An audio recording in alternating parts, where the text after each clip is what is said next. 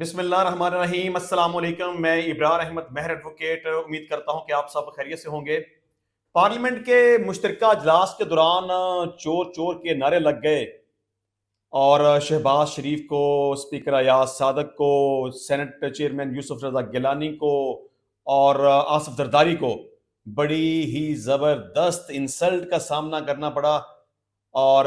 उनके खिलाफ शदीद किस्म की नारेबाजी की गई। ये सारी क्या सूरत हाल है, इसके ऊपर बात करेंगे। और इसके अलावा म्यू अस्पताल लाहौर में इंजेक्शन के रिएक्शन की वजह से 2 अफराद जिंदगी की बाजी हार गए और 16 अफराद की तबीयत खराब हो गई उस इंजेक्शन के लगने की वजह से। और मरियम नवाज इस सारे वाक़े का नोटिस ले लिया। इसमें असल कहानी क्या है,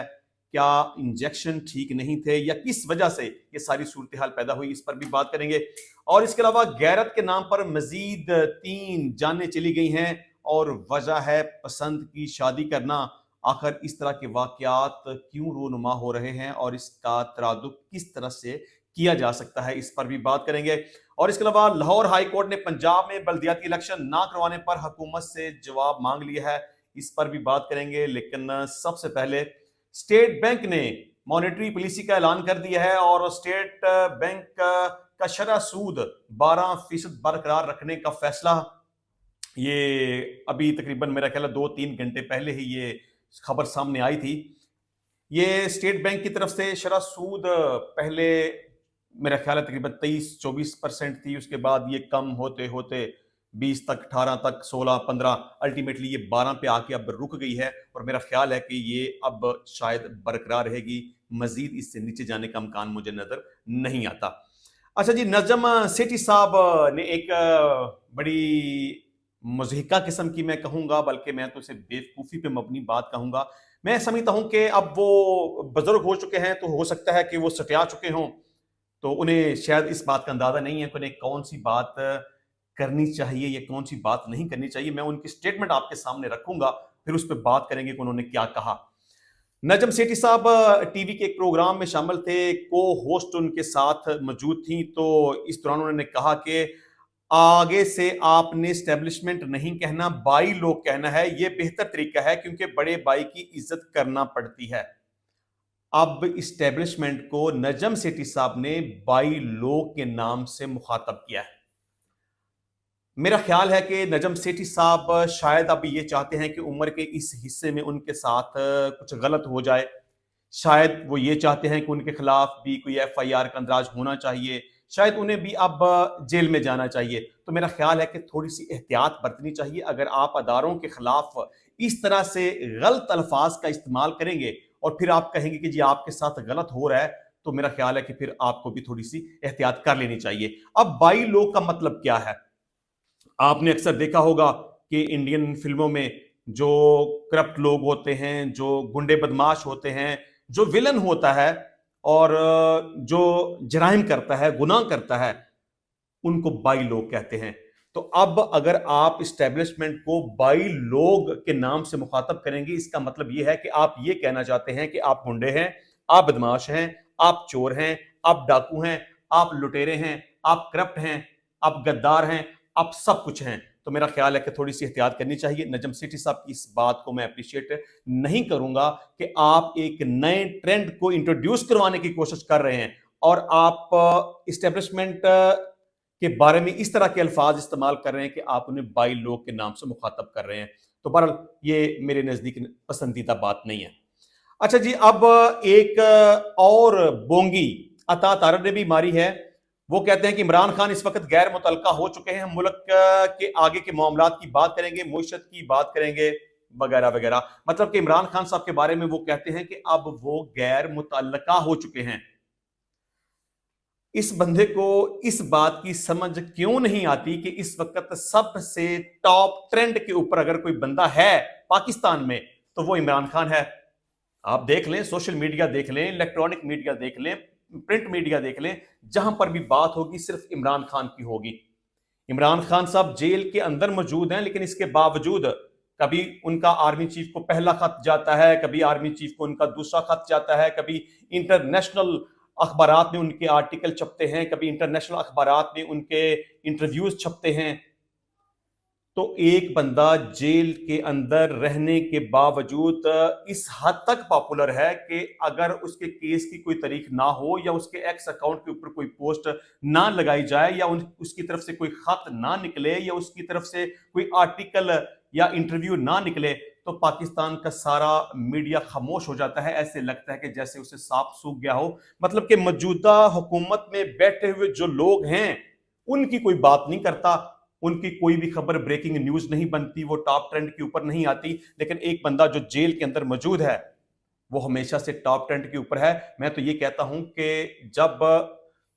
عمران خان صاحب کی طرف سے جیل سے کوئی بات نہیں نکلتی, اس کی مطلب کوئی تاریخ نہیں ہوتی یا صحافیوں سے اس کی ملاقات نہیں ہوتی یا اس کے ایکس اکاؤنٹ کے اوپر کوئی پوسٹ نہیں لگائی جاتی,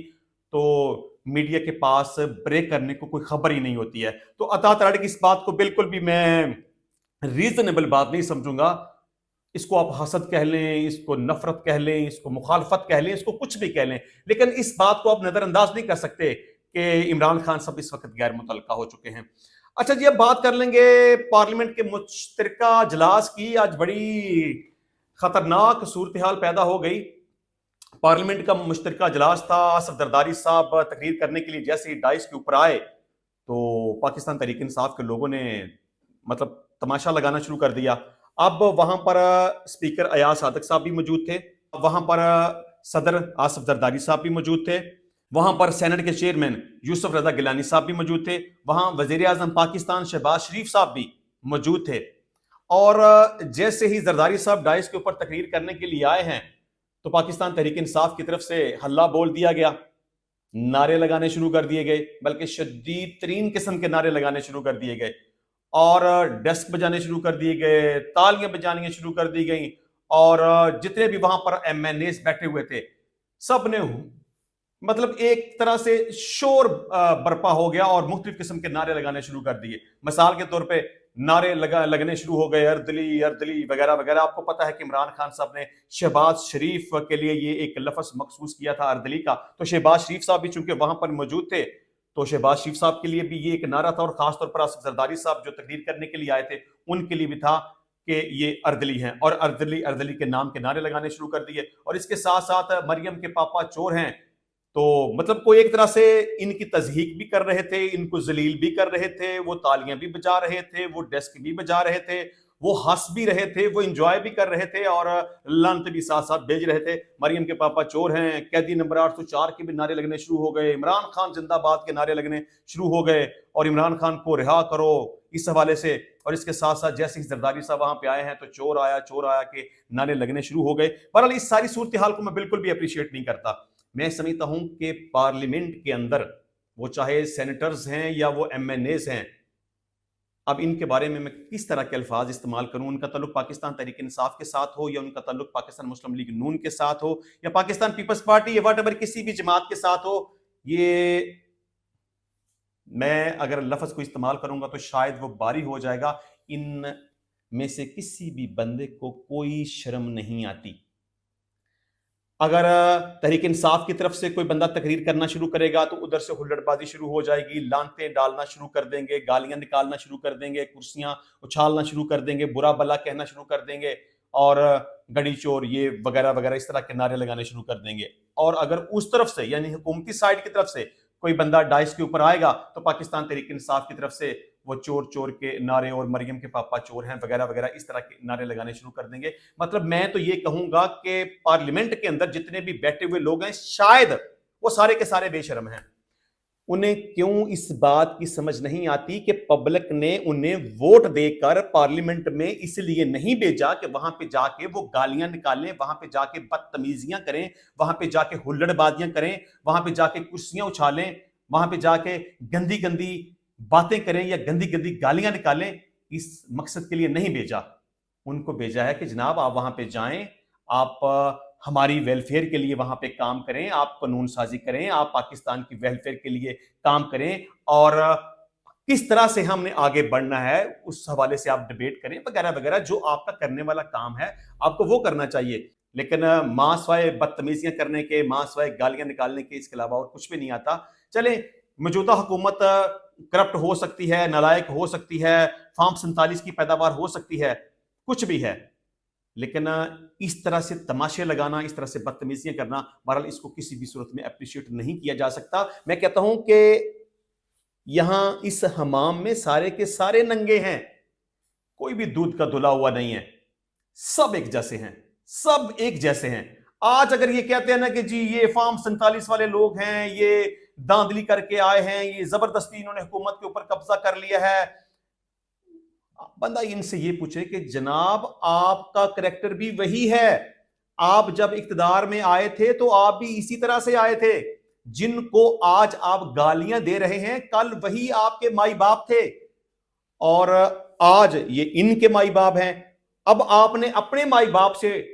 ٹکراؤ بنایا ہوا ہے, ان کو آپ برا بلا کہتے ہیں, ان کے خلاف ٹرینڈ چلاتے ہیں یا گالیاں نکالتے ہیں. آپ کے اسی کنڈکٹ کی وجہ سے آپ کا لیڈر عمران خان اس وقت جیل کے اندر موجود ہے. جب تک آپ حقیقت کو نہیں سمجھیں گے, جو کہ آپ سمجھتے ہیں, اس کے باوجود آپ نے اپنی آنکھیں بند کی ہوئی ہیں, اپنے کانوں کے اندر آپ نے روئی ٹھونسی ہوئی ہے, آپ کو بات سمجھ نہیں آتی. جب تک آپ راہ راست پہ نہیں آئیں گے, اصل جو مائی باپ ہے اسے ہونا چاہیے یا نہیں ہونا چاہیے وہ ایک الگ بات ہے, لیکن جو حقیقت ہے,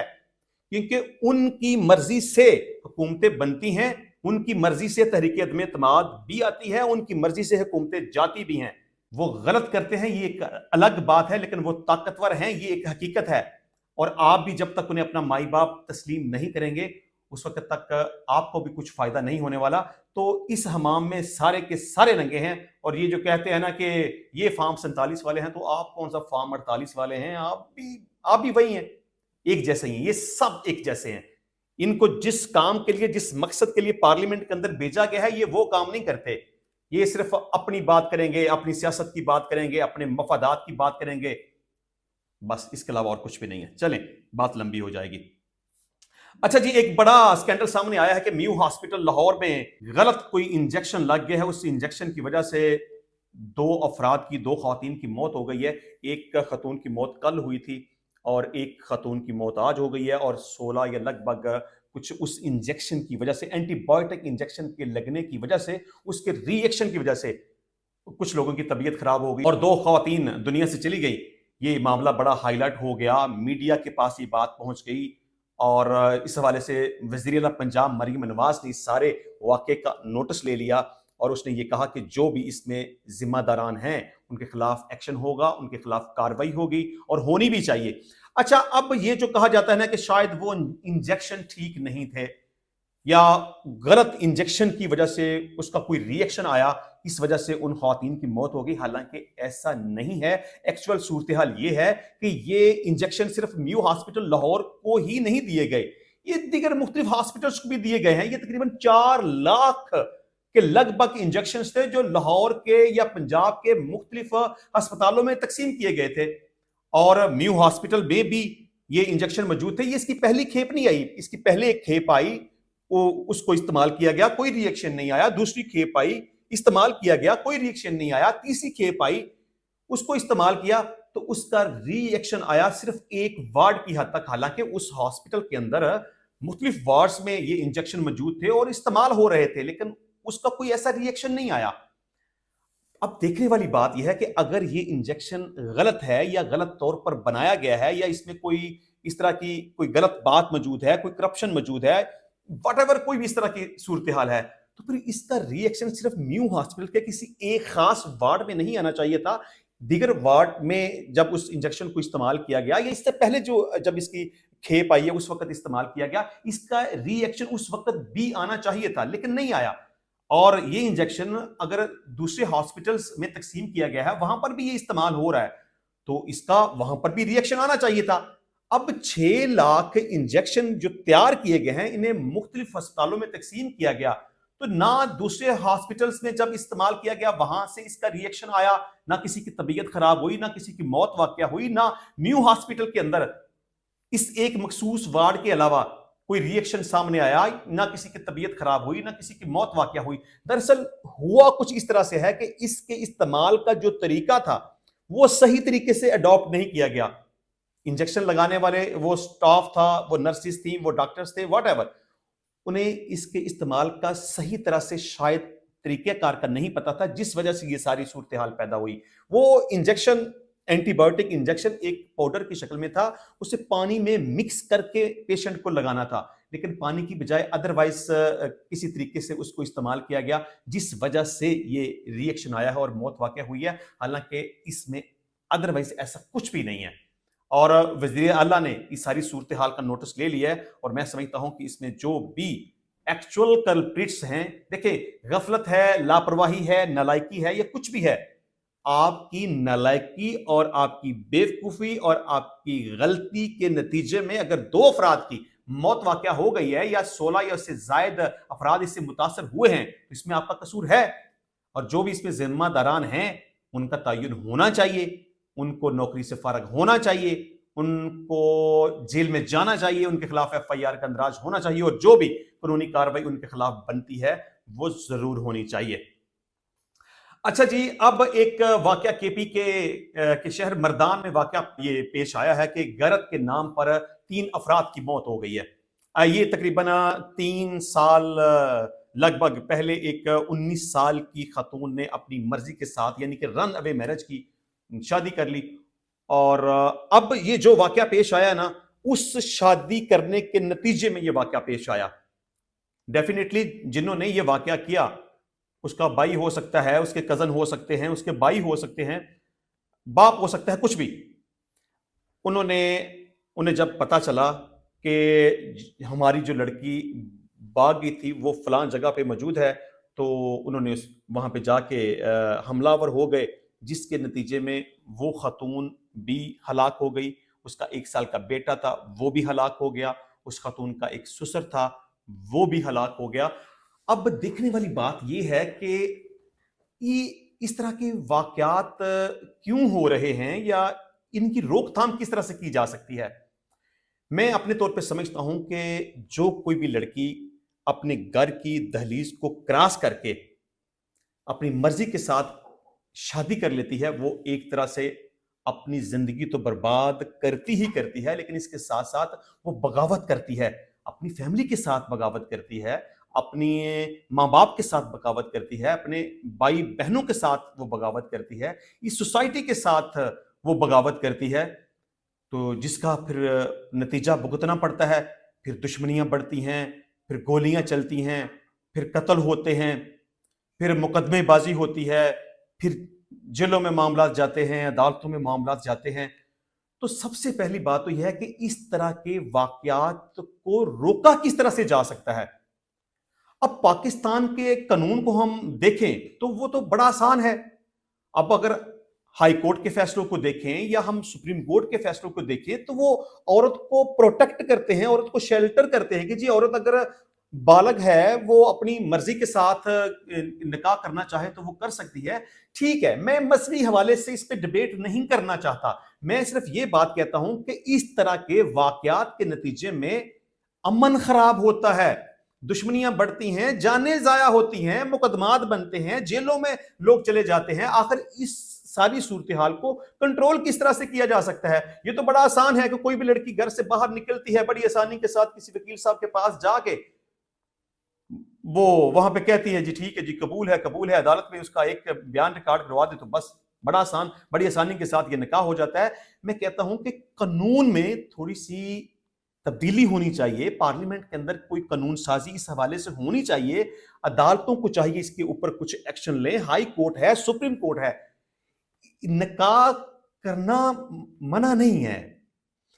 جس طرح سے کیا جاتا ہے اور